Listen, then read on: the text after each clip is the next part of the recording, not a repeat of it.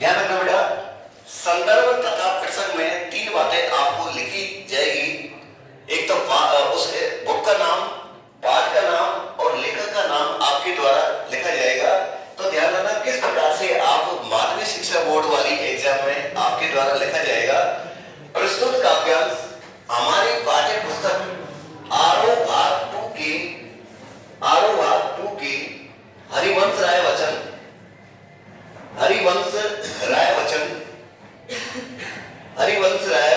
द्वारा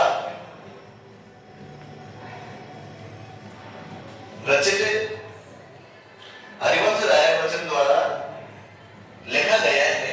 प्रस्तुत काव्यांश हमारी पाठ्य पुस्तक आरोह भाग 2 के हरिवंश राय वचन द्वारा लिखा गया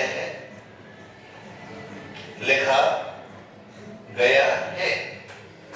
अब इसमें उस बुक का नाम आ गया, लेखक का नाम आ गया। इसके बाद इसमें संदर्भ में तो आपका पाठ का नाम, लेखक का नाम लिखना है। प्रसंग में लिखना है उस पाठ का मूल सारांश।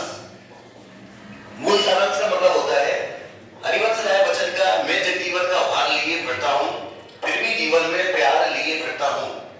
इसमें आपको ध्यान रखना, इस पाठ का मूल सारांश यही है। इस पाठ के अंतर्गत जो संसार के सांसारिक उत्तरदायित्व है, कवि ने संसार के प्रति जो सांसारिक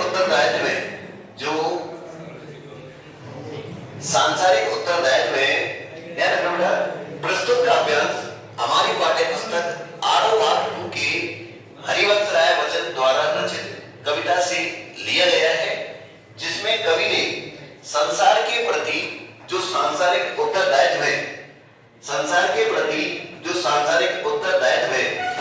उसका मार्मिक चित्रण किया गया है। संसार के प्रति जो सांसारिक उत्तरदायित्व है, उनका मार्मिक गया है। इस पैटर्न को आपको सभी पाठों पर आपको फॉलो करना है। एक बार इसे संदर्भ तथा प्रसंग को एक बार उन्हें समझने का प्रयास करें। प्रस्तुत काव्यांश हमारी पाठ्य पुस्तक आरोह भाग 2 की हरिवंश राय वचन द्वारा रचित कविता से इसको लिया गया है। इसका मतलब ये तो संदर्भ में तो आपको तीन बात लिखनी है, पाठ का नाम, लेखक का नाम और वो कविता किस काव्यांश से उद्धृत है, तीन बात वो लिखनी है। फिर इसके बाद आपको लिखना है प्रसंग, जिसमें इस कविता का मूल सारांश है कवि ने संसार के प्रति जो सांसारिक उत्तरदायित्व है, उसका मार्मिक चित्रण किया गया है। इसी प्रकार आपको लिखा दूंगा।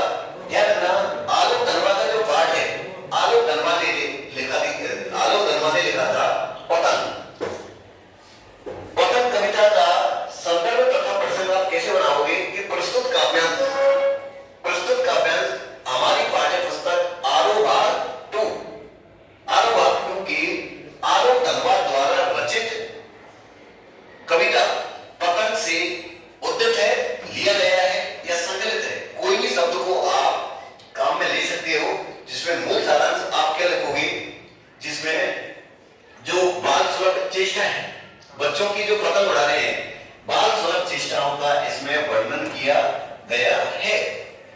यदि पतंग कविता से आपको